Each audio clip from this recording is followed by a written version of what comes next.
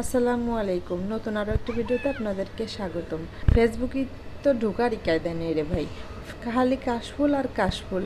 যে পারতেছে যেমনে পারতেছে শুয়ে বসে সবাই খালি কাশফুলের সাথে ছবি তুলে আপলোড দিচ্ছে, ভিডিও বানায় আপলোড দিচ্ছে।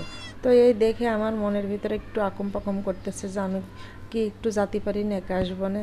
আমার খুব ইচ্ছে লাগলো যে আমিও একটু যাবো কাশফুল দেখতে।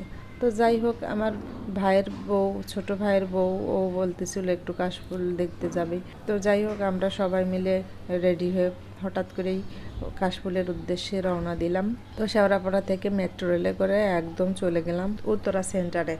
তো সেখানে যে দেখলাম যে মানুষ খালি পিঁপড়ের মতো শাড়ি দিয়ে যাচ্ছে। তো কাশফুল এখন আর নাই, হাউজিংয়ে ভরে গেছে, তো কাশফুল অতটাও নাই। তো যাই হচ্ছে, যতটুকুই আছে সব নগরবাসীর মনে সান্ত্বনা দেওয়ার জন্য, সেলফি তোলার জন্য, টিকটক ভিডিও বানানোর জন্য কিন্তু এতটুকুই যথেষ্ট। পোস্টার্স দিয়ে ছবি তুলতেছিলাম আর চারপাশে খালি লোকজনের দেখতেছিলাম। ভাইরে ভাই, মানুষ এত মেকআপ করতে পারে তা আমার মানে ধারণার বাইরে ছিল। একজন তো এত মেকআপ করছে, একেতে যেই গরমটা পড়তেছে, মেকআপ মনে হচ্ছে যে গলে গলে ফুটাই ফুটাই পড়তেছে। তো যাই হোক, আর আমার ভাইয়ের বোর খুব আফসোস লাগতেছে যে আমরা কৃষির জন্য শাড়ি পরে আসলাম না। শাড়ি তো ঘরে ছিলই, মাথায় আসলো না যে শাড়ি পরে আসি। তো যাই কী আর করার, যেহেতু শাড়ি পরে আসি নেই, তো প্ল্যান করলাম যে অন্য আরেকদিন আমরা শাড়ি পরে আসবো। কাশফুলের ভিতরে আমরা যদি শাড়ি পরে একটু ছবি তুলতাম আর একটু ছবিটা ভালো হইতো, তাই না? তো যাই হোক, মনের দুঃখ মনে নিয়েই আমরা ফুলের বাগান থেকে বিদায় নিয়ে চলে গেলাম লেকের ধারে। তো লেকের ধারে গিয়ে দেখি যে ওখানে বোট ভাড়া দেওয়া হচ্ছে জন প্রতি 100 টাকা। তা আমার বাপু ভয় লাগে পানিতেই, আমি আর আমার হাজব্যান্ড বসে থাকলাম লেকের পাড়ে। আর ভাইয়ের বউ, আমার মেয়ে, তিনজনে মিলে বোটে উঠে গেল। আধা ঘন্টা ঘুরে আসবে, 100 জন প্রতি 100 টাকা। তো তিনজন 300 টাকা দিয়ে একটা বোট ভাড়া নিল। যদি কেউ চাই 2 জনের বোট ভাড়া নেবে সেটাও পারবে, যদি কেউ চাই 3 জনের বোট ভাড়া নেবে সেটাও পারবে। তো এভাবে করে জন প্রতি বোট ভাড়া দেওয়া হয়। বোটে করে ঘুরে টুরে চলে আসলো। তারপর আমরা আবার কাশবনে আরেকটা চক্কর দিলাম যে আর একটু ঘুরেই যাই কাশবনের থেকে।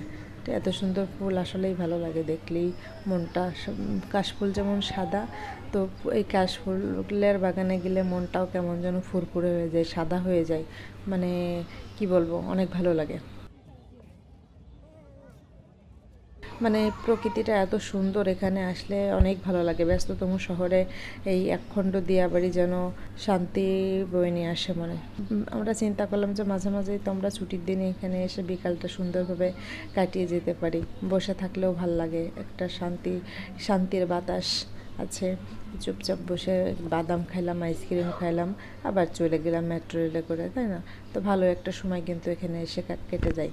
তারপর আমরা টোটো নিয়ে আবার চলে আসলাম স্টেশনের দিকে। তো এখানে যেটা হচ্ছে লেকের পাশে, লেকটা তো অনেক বড়, এক সাইডে হচ্ছে কাশবন, আর এক সাইডেও এখানেও বোট ভাড়া দেওয়া হয়। আর সাইডে এরকম নাগরদোলা আছে। নাগরদোলাই তো আমি মনে মনে ইচ্ছা হচ্ছিল একটু চড়ি। তো আমার ভাই খুব জোরাজুরি করলো, টিকিট কেটে নিয়ে আসে আমাকে আর আমার মেয়েকে উঠাই দিল ঠেলে ঠুলে। তো যাই হোক, যেই না আমি নাগরদোলায় উঠছি, রে ভাই মাথায় যেই মানে ঘুরতেছিল, চক্কর দিচ্ছিল, আর আমার বমি কেমন যেন একটা বমি পাচ্ছিল। তো আমার শিক্ষা হয়ে গেছে, আর জীবনেও আমি উঠবো না বুড়োকালে নাগরদোলায় উঠে। একটা মানে কি আর বলবো, সেই মান সম্মান নিয়ে টানাটানি। তারপরে পাশে আছে ওই যে দেখতে পাচ্ছেন ভূতের বাড়ি, ওইখানে কি যেন একটা ভূতের শো দেখাচ্ছিল, অনেক ভয়ঙ্কর মিউজিক আসছিল। আর নৌকা ছিল, নৌকায় ওই যে দোল খাচ্ছে লোকে। প্রত্যেকটা টিকিটের মূল্য হচ্ছে 50 টাকা, যেটাই চড়বা 50 টাকা। তো এখানে মোটামুটি একটু গান টান বাজায় এরা আনন্দ ফুর্তি করতেছিল। সাইডে আছে খাবারের জন্য ফুচকা চটপটি এগুলা খাওয়ার ব্যবস্থা ছিল। তা আমরা আর ফুচকা চটপটি খেলাম না, ওখান থেকে বেরোয় চলে আসলাম।